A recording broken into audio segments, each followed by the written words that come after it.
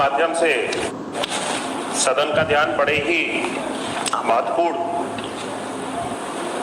बिंदु को ऊपर आकर्षित करना चाहता हूं, जिसको लेकर के यहां पर हमारे विपक्ष के सभी माननीय सदस्यों के द्वारा बड़ी गहन चिंता जताई गई और इस तरह के आरोप लगाए गए कि सरकार बच्चों की शिक्षा के प्रति बिल्कुल भी संवेदनशील नहीं है और शिक्षा व्यवस्था के ऊपर किसी भी तरह का कोई ध्यान सरकार के द्वारा नहीं दिया जा रहा है और बच्चों के बेहतर भविष्य को बनाने के लिए सरकार कोई कार्य नहीं कर रही है। मैं बताना चाहता हूं कि शिक्षा की व्यवस्था 2017 से पहले की जो व्यवस्था थी और 2017 के बाद जब शिक्षा की व्यवस्था को हम सब लोगों ने, भारतीय जनता पार्टी की सरकार ने, योगी जी के नेतृत्व में हमने इन सभी जिम्मेदारियों को लिया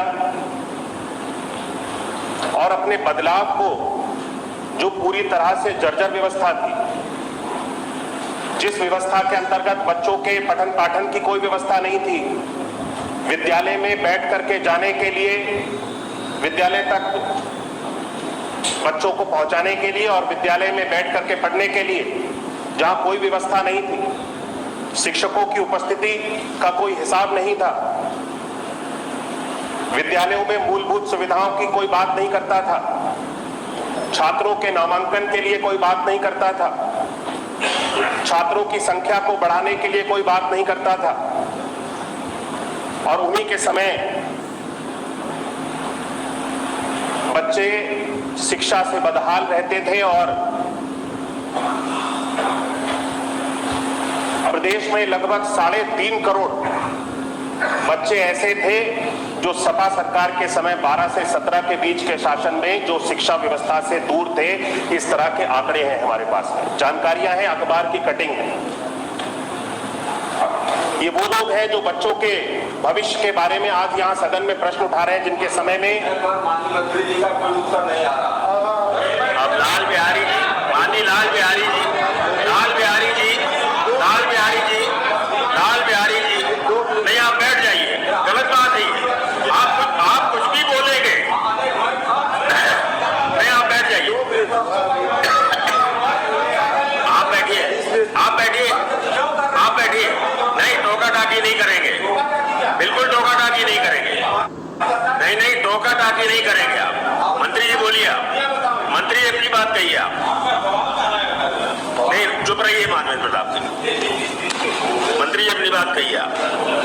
माननीय सभापति जी, हमारी सरकार की, मेरी सरकार की उपलब्धियां तभी नजर आएंगे जब इनकी सरकार में जो कार्य नहीं किए गए थे आप सब लोगों के समय बच्चों के भविष्य को सुधारने के लिए, उसमें हम सब लोग एक बदलाव दिखा सकते हैं। एक डिफरेंस जब दिखा पाएंगे तभी हमारी सरकार के किए गए कार्य दिखाई देंगे। इनके समय में 3.5 करोड़ बच्चे विद्यालय की व्यवस्था से, पठन पाठन की व्यवस्था से दूर थे। इस तरह के आंकड़े हमारे पास हैं, ये चाहे तो स्वयं उसको चेक कर लें और इनको तथ्यों के साथ में उपलब्ध करा दिया जाएगा। अखबार की कटिंग हमारे पास है, और भी आंकड़े हैं। अब आशुतोष जी शांत रहिए, सुन लीजिए, नहीं सुनिए पूरी बात। मतलब आप कुछ भी कहेंगे और मंत्री को नहीं कहने देंगे। माननीय सभापति जी, क्योंकि बड़ा ही महत्वपूर्ण विषय है, मैं विस्तार से इस विषय में जानकारी देना चाहता हूं, क्योंकि माननीय सदस्य ने भी जब अपने प्रश्न पूछे थे और सरकार की जब शिक्षा व्यवस्था को लेकर के आलोचना कर रहे थे तो हम सब लोग बड़ी शालीनता से उनके सभी चीजों को सुन रहे थे। तो मुझे लगता है कि आप सब लोगों को भी, जब सरकार इस पक्ष में अपना पक्ष रख रही है और इस शिक्षा की व्यवस्था को लेकर के, सुदृढ़ व्यवस्था को लेकर, मजबूत व्यवस्था को लेकर के जब दावे सरकार करती है तो अपने आंकड़े जब आपके सामने प्रस्तुत कर रही है तो आप उन सारी चीजों को भी सुने। हम सब लोग बच्चों की शिक्षा को बेहतर बनाने के लिए हर वो उचित कार्य कर रहे हैं, हर वो उचित कदम उठा रहे हैं जिससे हमारे प्रदेश में पढ़ने वाले बच्चे, परिषदीय विद्यालयों में पढ़ने वाले बच्चे हर एक मूलभूत सुविधा के साथ में बेहतर गुणवत्ता वाली शिक्षा के साथ में डिजिटल एजुकेशन के साथ अपने पठन पाठन के कार्य को आगे बढ़ा सकें। 2017 की थी, किस तरह के विद्यालय थे, मुझे लगता है हम में से किसी भी व्यक्ति से ये छुपा हुआ नहीं है। परिषदीय विद्यालयों में कितने बच्चे पढ़ने जाना चाहते थे और क्या सुविधाएं होती थी, किसी से छुपा नहीं। और इसीलिए इनके सरकार के समय माननीय न्यायालय को भी ये कहना पड़ा था कि जब तक आप स्वयं अपने बच्चे और अधिकारियों को बच्चों को आप इन विद्यालयों में नहीं भेजेंगे तब तक इन विद्यालयों की तस्वीर सुधरेगी नहीं। इसीलिए आप अपने बच्चों को भी और अधिकारियों के बच्चों को भी परिषदीय विद्यालयों में भेजना प्रारंभ करें। ये माननीय न्यायालय को टिप्पणी करनी पड़ी थी परिषदीय विद्यालयों की स्थिति को देखते हुए, जो कि शर्मनाक है। हम सब लोग जब 2017 में हमने कार्य करना प्रारंभ किया, सबसे पहले हमने अपने मूलभूत इंफ्रास्ट्रक्चर को सुधारने के लिए हमने जिम्मेदारी ली। ऑपरेशन कायाकल्प के माध्यम से हम सब लोगों ने 19 डिफरेंट पैरामीटर्स पे कार्य करना प्रारंभ किया। सोचिए, विद्यालय में कोई भी मूलभूत सुविधा नहीं थी, ना पेयजल की व्यवस्था थी, ना बच्चों के लिए शौचालय की व्यवस्था थी, ना बालिकाओं के और बालकों के लिए अलग शौचालय की व्यवस्था थी। दिव्यांग बच्चों की आपने बात करी, जो दिव्यांग बच्चे विद्यालय तक आने में सक्षम होते हैं, उन बच्चों के लिए CWSN टॉयलेट्स की व्यवस्था किसी भी विद्यालय में नहीं थी। ना किसी भी विद्यालय के अंदर टाइलीकरण हुआ था, ना किसी भी विद्यालय के अंदर स्मार्ट क्लासेस की, स्मार्ट ब्लैक बोर्ड की सुविधा थी, ना किसी भी विद्यालय के अंदर सौर ऊर्जा के माध्यम से बिजली की व्यवस्था थी। और जब अगर बिजली की बात करते हैं तो विद्युतीकरण की बात ही मैं कर लूं।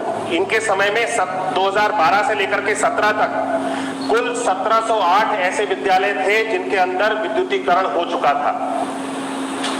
आज हम सब लोगों को इस पे कार्य प्रारंभ करना पड़ा। आज विद्युतीकरण को हम सब लोगों ने बढ़ाते हुए चरणबद्ध तरीके से इसको बढ़ाया जा रहा है। आज 65,114 ऐसे विद्यालय हैं जहां पर हमारी सरकार के अंतर्गत विद्युतीकरण किया गया, वहां पे विद्युत की सुविधा पहुंचाई गई। सोलर पैनल्स की भी व्यवस्था हमने अपने विद्यालयों में की है। 706 ऐसे विद्यालय हैं जहां पे सोलर पैनल्स के माध्यम से हम सब लोगों ने बिजली पहुंचाने का कार्य किया है।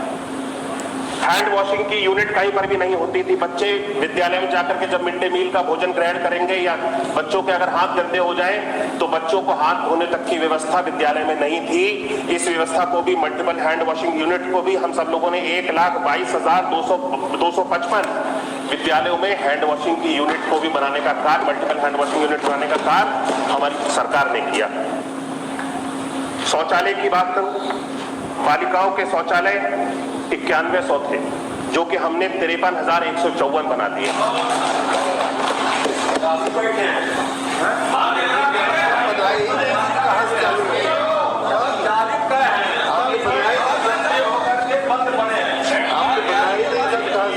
माननीय लाल बिहारी जी, शौचालय भी संचालित होते हैं क्या? हमने तो नहीं सुना, हमने नहीं सुना है। चलिए ठीक है, ठीक है। हाँ मंत्री जी बोलिए। मंत्री जी, जब माननीय सदस्य सभी लोग बोल रहे थे, हम में से इतने लोग हम लोग बैठे, कोई भी व्यक्ति उठ करके कोई प्रश्न नहीं कर रहा था, जबकि औचित्यहीन बेबुनियाद ये बात क्यों कर रहे हैं? मैं उस पर भी आता हूँ। मैंने छोड़ा, एक लाइन उसका उत्तर नहीं दिए। ये तो केवल जो है 17 के पहले की बात बता रहे हैं, जो है 17 के बाद की बात नहीं बता रहे हैं। चौधरी साहब कुछ कहेंगे?